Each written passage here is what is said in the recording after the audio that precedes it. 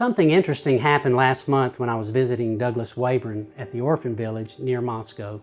Douglas and his childhood friend Vitali were planning to leave the very next day to visit the orphanage where they grew up.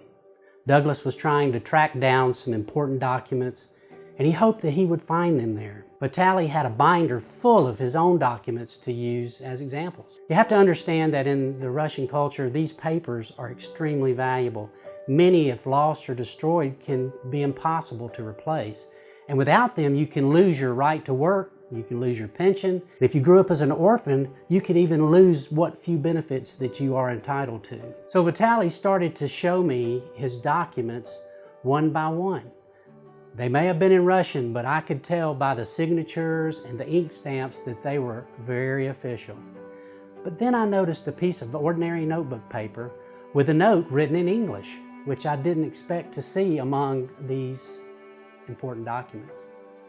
The first line was, "Thank you for showing us around Moscow." And then I skipped down to the bottom and I saw that it was signed by Peggy Hassler, who many of you know from Walnut Ridge. Now, I'm not always quick to understand or to read between the lines, but I knew the significance of that moment right away.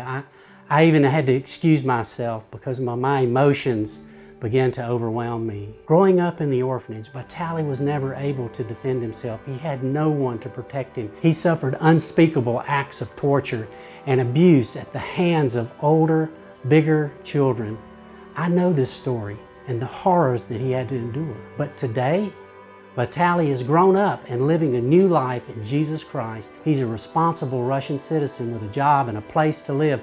He goes to church on Sundays. He helps Douglas at the orphan village, and he helps allies when we bring groups to Moscow.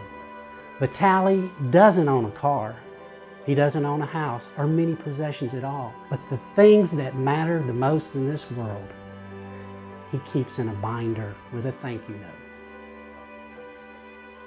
With a thank you note from a lady from Texas whom he may or may not ever see again. My friends, there is no act of kindness that goes unnoticed.